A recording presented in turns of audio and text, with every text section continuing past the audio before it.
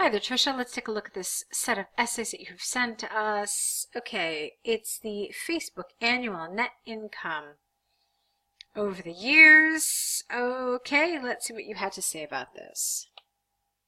The line graph provides data about the yearly net income of Facebook over an 8-year period beginning in 2007 until 2014. The income is measured in millions of US dollars. Fine. Overall, the graph presented an increasing trend, but with a remarkable fluctuation towards the end of the report. It was during the initial year wherein the annual net income of Facebook was at its lowest, while its peak was in the final year. Okay, we'll talk about this in a little bit. I want to go through the rest of your answer first. Initially, in 2007, Facebook recorded a negative balance of 138. 138 million USD, which is the lowest point for the social media company. The following year, it had a minimum incline to a negative 56, careful, million, again, don't forget your million, USD, and rose consistently over 3 years to reach 100 million USD. Although Facebook experienced a steep decline in 2012 to a little above a quarter of its annual net income of the previous year, the subsequent year illustrated a sharp rise to 1,500 million, USD. The income steadily increased and was at its peak in 2014 with almost twice the amount of net pay. Well, I think income would have been better. Net income in 2013,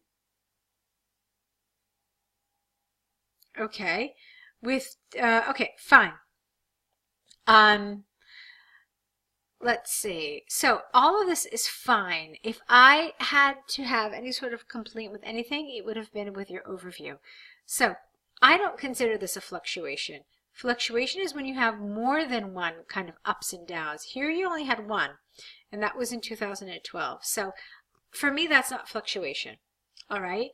Instead, I think something more accurate would have been something like the graph presents an increasing trend. Overall, the graph presents an increasing trend with figures. What could you have said?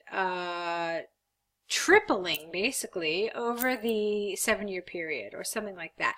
Now, typically we don't give data in our overview, so you didn't have to say something like that, but it was during the initial year, obviously, yeah. So you could have said it started out with a negative amount, but increased exponentially throughout the years. So that would have been fine.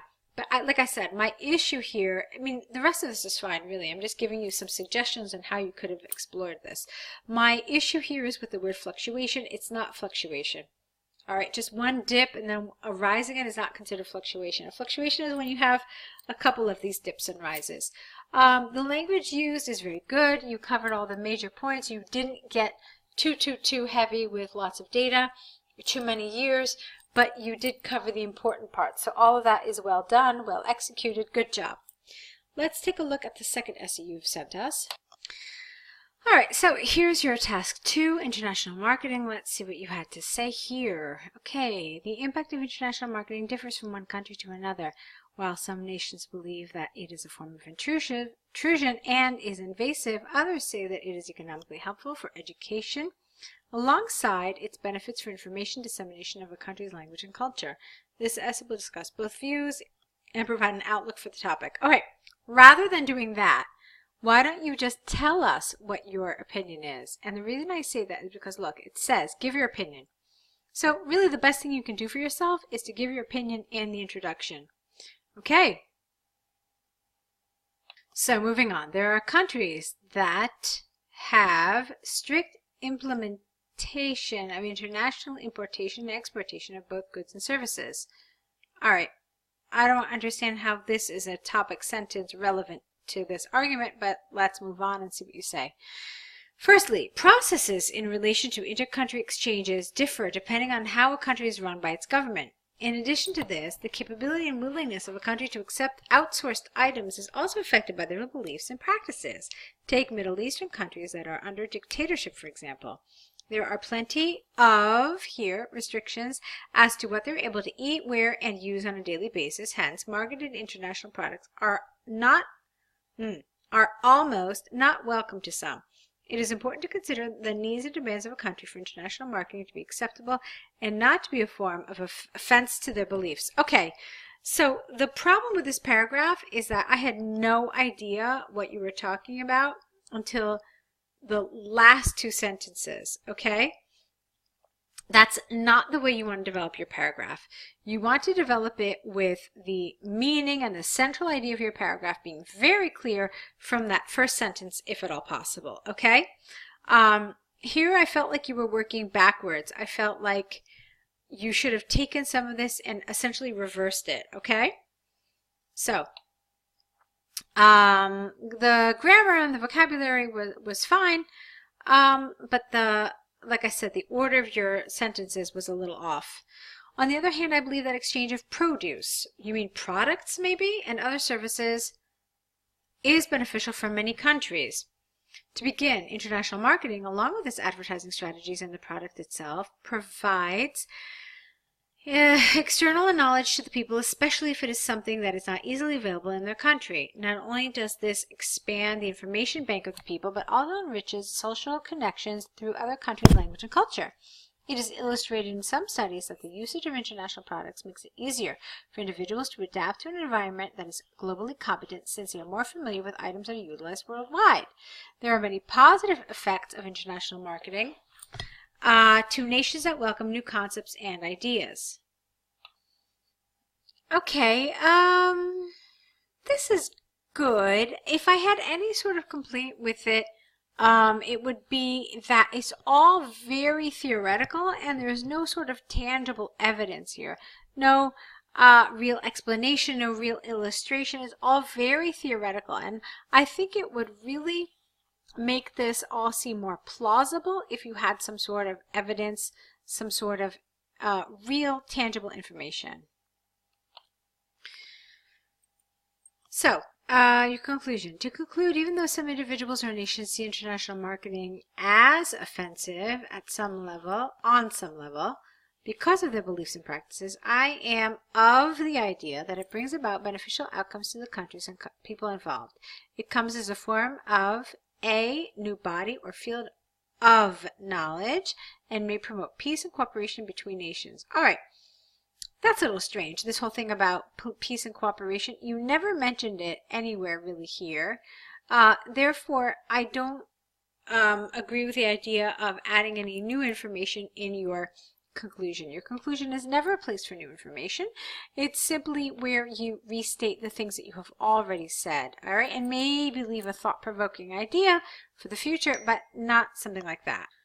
Okay, so going through each of the criteria in order to look at this essay a little more specifically, I thought your grammar was well controlled in general. You had a lot of nice high-level grammar in certain spaces, like here. Not only does this expand the information bank, etc., etc. So you had a lot of nice advanced grammar, so well done there. The vocabulary was fine. I can't really say that I saw any more advanced collocations, but the vocabulary that you did use was certainly accurate, and it expressed what you want to express. So that was well done as well. So in those two areas, you're fine. You're also fine in terms of your coherence and cohesion, although you should be careful with this. Here you wrote on the other hand, but it wasn't preceded by the linker on the one hand. Usually those go hand in hand. We expect on the one hand here and then on the other hand here, okay?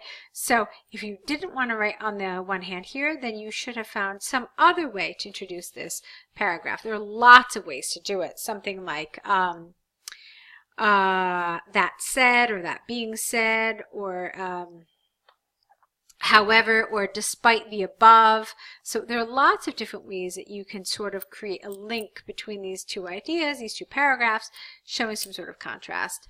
I thought this paragraph was stronger than this one in terms of the development. I think that I told you that I really didn't know where you were going with this paragraph until the end of it, whereas here I think your ideas were better laid out. All right. So you've got some nice elements to your writing. There's some good points that you certainly have. I would definitely like to see how you write on other topics as well. This one tends to be one of the more challenging essays. This one about international marketing. It's a topic that I would say kind of confuses a lot of people. They interpret it the wrong way. You didn't do that, and so that's a good thing. But still, I would like to see how you write on different topics, on different essay types, and so forth. Okay? So hopefully you will look into signing up for more essay corrections, or maybe you would like to look into the online course. That, of course, provides you tons of information on how to structure your essays, how to interpret questions appropriately, and how to respond to the questions in such a way that you can guarantee a solid, good score for task achievement, for coherence and cohesion, and of course the other criteria as well. All right, so hopefully we'll see more essays from you soon. I wish you lots of luck with your writing and with your test preparation.